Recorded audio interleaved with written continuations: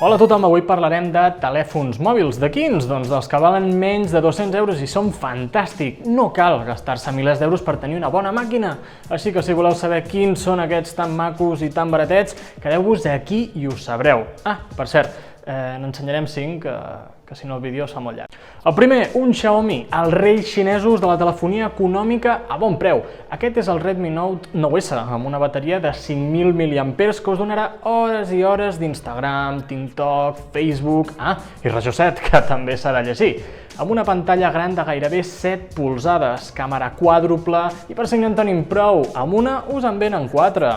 Processador de gamma mitja-alta, 4 GB de RAM i 64 de memòria, i tot això per un mòdic preu de 179 euros. Una marca que recentment ha arribat per trencar el mercat i arriba trepitjant molt fort és Realme. I parlem del Realme i6, 4 GB de RAM, 128 de memòria, processador de gamma mitja-alta, pantalla de 6,5 polzades, el punt més fluix. Si sou uns grans amants de la fotografia, en aquest punt justeja una mica. Quin és el punt fort?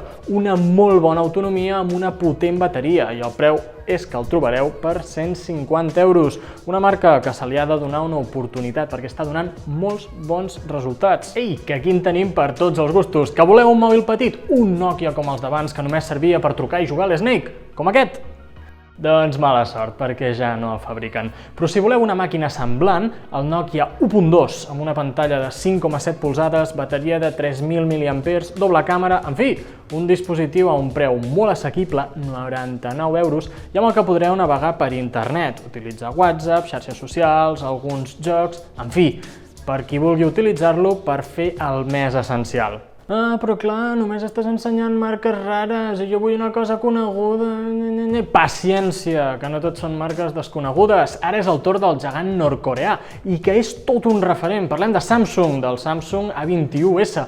Un disseny elegant, 4 càmeres al darrere, bateria amb càrrega ràpida, processadors de 8 nuclis i 4 GB de RAM i 64 de memòria. En fi, un smartphone que està molt per sobre del preu que demana, i és que el podreu trobar per 189 euros.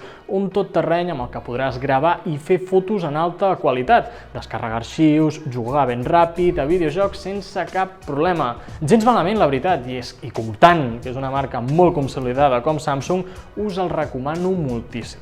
No espereu trobar un iPhone en aquesta llista perquè actualment l'iPhone 7 nou de trinca està per sobre dels 200 euros. Sí, parlem d'un telèfon que va sortir el 2016 i que actualment van pel número 12.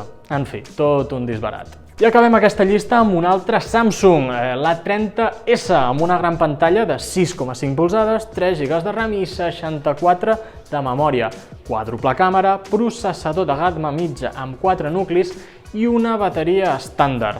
Què el diferencia del que acabem de parlar del Samsung? Doncs que en quant a característiques es troba a un nivell per sota, tot i que el preu també concorda amb els 129 euros que pagareu. Des del meu punt de vista, si sou exigents, us heu de quedar amb l'A21S, i si no us importa ni la velocitat ni tampoc una gran càmera, trobareu aquest model més bàsic. I fins aquí aquest primer carrusel de smartphones econòmics. Si voleu que en parlem més del tema, només cal que poseu un like i digueu als comentaris què us ha semblat. Apa-li!